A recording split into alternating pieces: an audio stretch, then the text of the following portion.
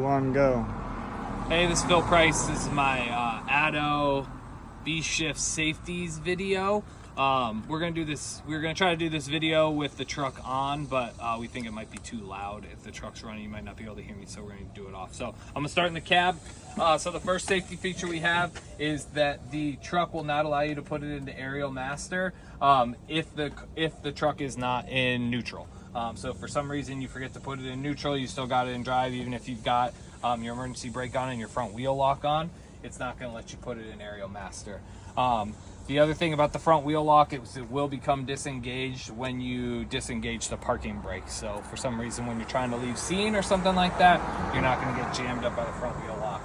The other alarm you may hear inside the cab is you'll have a beeping alarm. We just heard if you leave the aerial master on, and you'll also should have an audible alarm in the cab if you haven't fully stowed your stabilizers. So that's kind of the cab. So we'll walk around to the back.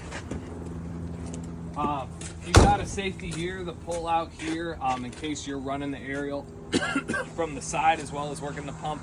In case you come in contact with electrical lines or whatever, you won't be standing on the ground. So make sure you pull this out.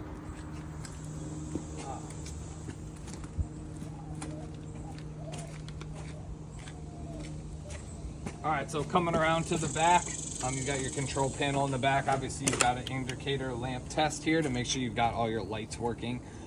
You've got the aerial diverter valve here, stabilizers versus aerial. In almost all trucks, if it's in the stabilizer and you've got the aerial master on and the PTO on, you're going to hear an alarm for the stabilizers that they're going to come out.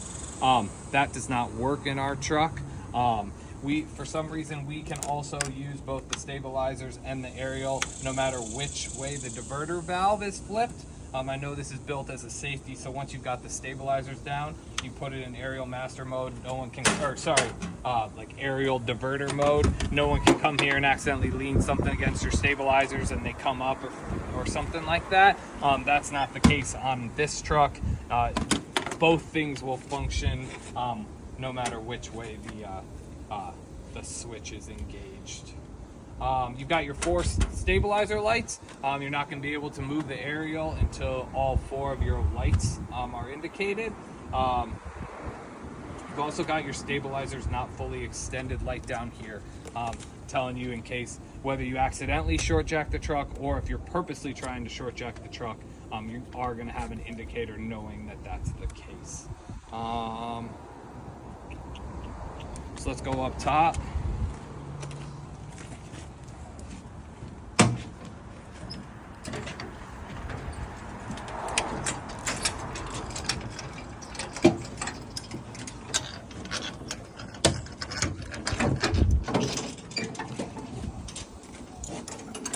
All right, so in terms of safeties up here, you've got just some basic safety features like the cover, as well as the pull-up handles, just in case so you don't lean against them. You've got your low-level aerial, you've got your loading sensor, letting you know if you have too much weight at the tip or too much bounce at the tip, this is going to start going into red. You'll especially see this on we were doing water rescues earlier, and you could see how close it got to even with no weight on the edge of the tip. You've got your monitor stowed light to make sure that that is properly stowed, although it doesn't work on this aerial apparatus, but knowing that it's stowed before you put the aerial down so you don't punch a hole in the top of the cab. You've got a stabilizer's not fully extended light up here, letting you know that at least one side of your stabilizers are not all the way out. It also has an interlock safety so that if, say, your left side stabilizers are not fully out, it won't let you take the aerial over to the left-hand side if you're short jacking. It'll only let you move the aerial on the side where the stabilizers are fully extended. You've got a safety feature where the mic is always open at the tip, so you don't have to, there's no push to talk button at the tip. Whoever's up there can just talk. You'll be able to hear them down here. You've got your ladder angle degrees marker here, so you know that ladder is a safe climbing angle. And you've got your rung alignment light right here, letting you know that the rungs are aligned well enough so that it's safe for someone to climb. You're not always going to be able to use that, but it's an additional safety feature. You also have a lamp test up here as well. Yeah, I think that's it. Thanks.